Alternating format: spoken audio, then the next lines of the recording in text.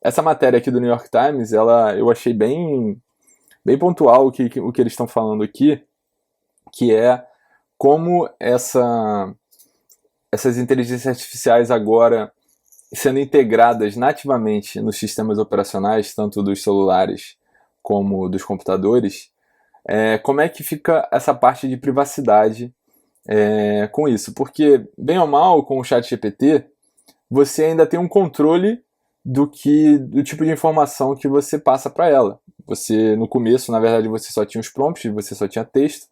Agora você já pode fazer upload de imagens, upload de áudio, enfim, já fica um pouco mais invasivo.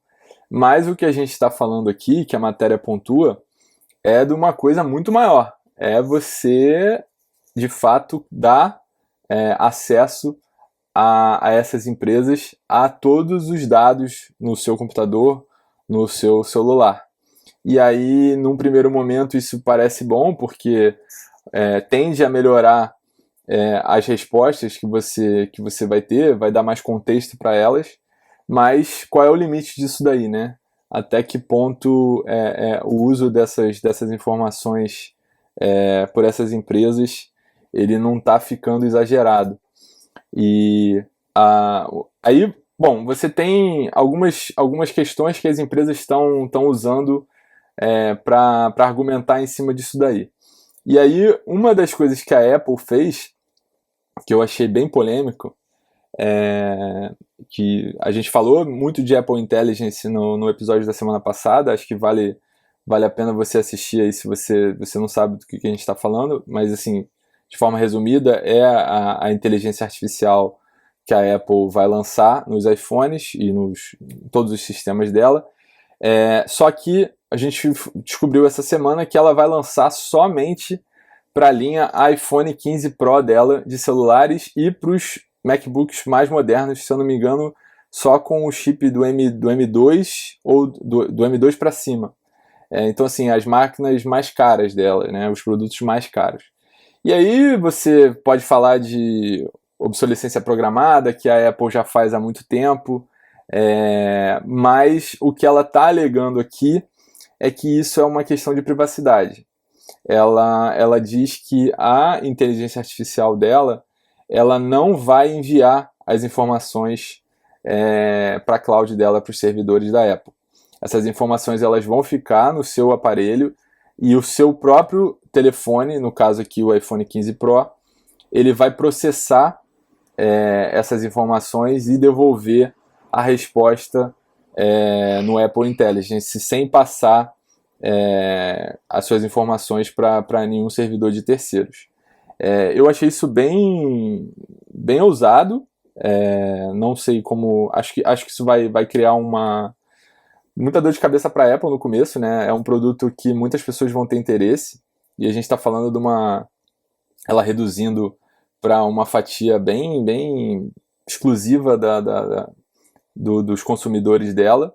Mas, bem ou mal, ela está usando uma carta que ela já vem usando há muito tempo, que é essa questão da privacidade. Ela já vem tomando iniciativas nesse sentido, polêmicas, inclusive.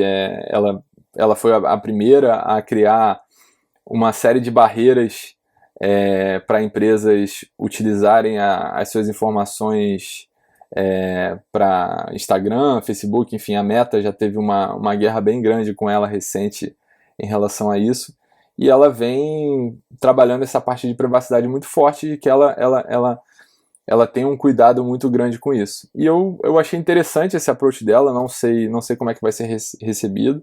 Eu não tenho o iPhone 15 Pro, então fiquei chateado, mas é uma questão que eu acho que a gente vai ver sendo falada muito aí ao longo dos anos.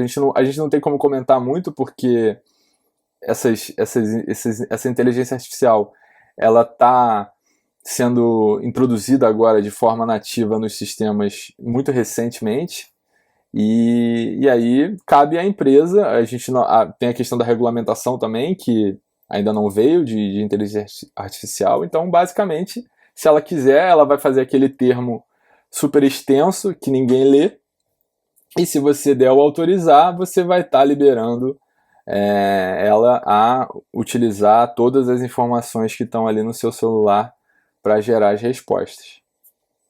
Acho que do ponto de vista do que a gente já passou, eu gosto sempre de fazer paralelos com o que a gente já passou, porque as coisas são muito cíclicas, né? Isso é muito similar ao que aconteceu no começo da internet com a coleta de dados. A gente não tinha noção do que estava sendo coletado, a gente não sabia o que era possível fazer com aquilo que estava sendo coletado. Então, basicamente, cada passo seu era traqueado dentro da internet e a gente não tinha ideia ou não se importava, né?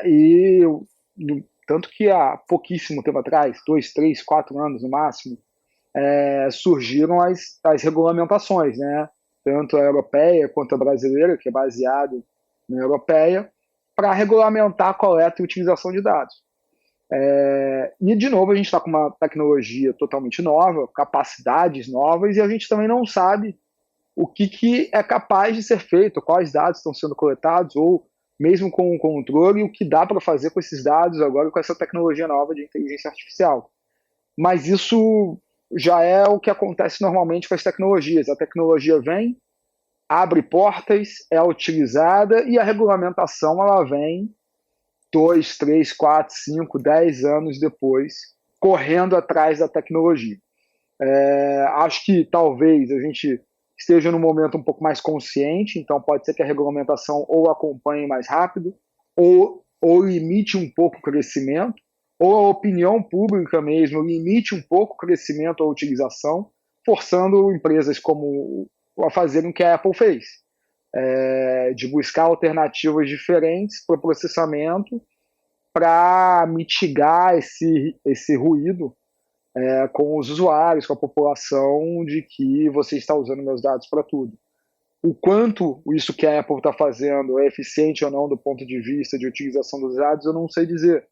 Mas só a preocupação dela em lançar algo e tornar isso público, só vou fazer desse jeito, por isso, porque o processamento vai ser local, o processamento não vai ser no nosso servidor, o dado continua sendo, né, as informações continuam com você, e a gente está processando dentro do seu hardware, já mostra a preocupação em se autorregulamentar, seja por pressão pública, seja por pressão do governo. Né? Acho que um exemplo de quem se autorregula muito bem hoje é a indústria de bebidas alcoólicas. É uma indústria, eu trabalhei na Ambev, né, passei muito por isso, é uma indústria que ela se autorregula para evitar que o governo regule mais essas empresas e tome decisões mais drásticas.